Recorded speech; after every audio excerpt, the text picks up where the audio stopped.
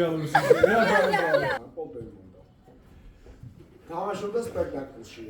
ქონდა პრემიერა, როდესაც მივიდა იმპრესარიო და უთხრა, რომ მისი შვილი გარდაიცვალა.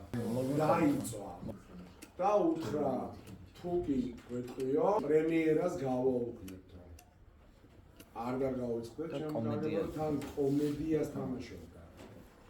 ჟან-პოლ ბელმონდო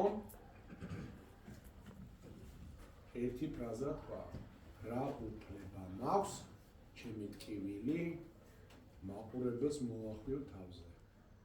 გამოვიდა, ითამაშა კომედია, წავიდა და შვილი ელოვა.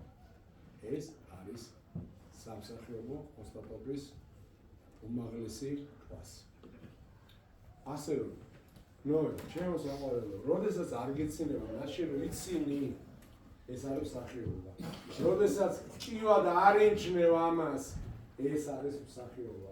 აი ახლა ამ გოგოებს არ ეცინება და კეთილი ინება გააცინება. როგორც გამოგივა, 3 3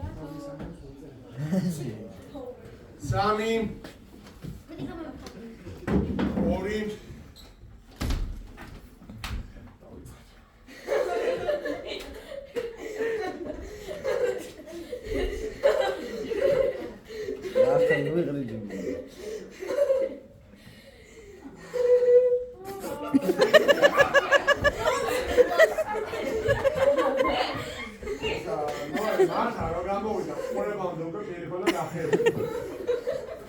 ნია როგორი გაიცი აი შუალი ხოდი